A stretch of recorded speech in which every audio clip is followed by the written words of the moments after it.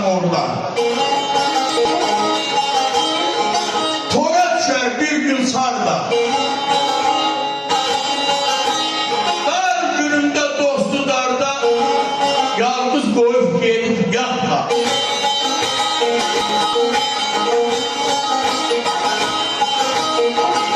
Kul namigi yoktu zaman, bu gerdişe yoktu güman. Fürsat ara, diye bak, fürsat ara verme aman.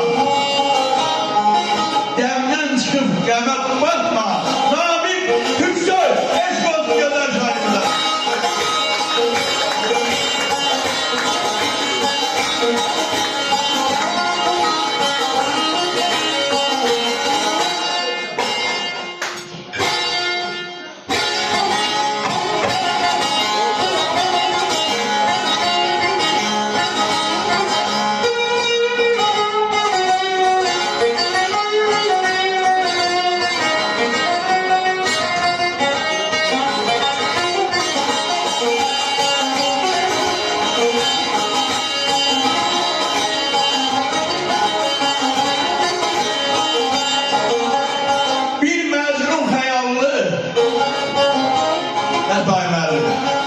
Açık yaşadı.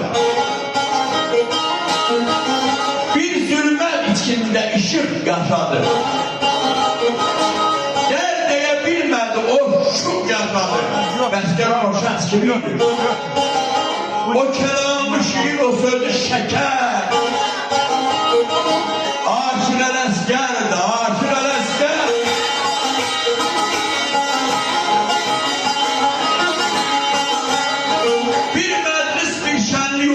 Geçmedi. Onun için var dövlet, şöhret, peşmedi. İlhamı kaynayan bir saf çeşmedi. O telebi şöhret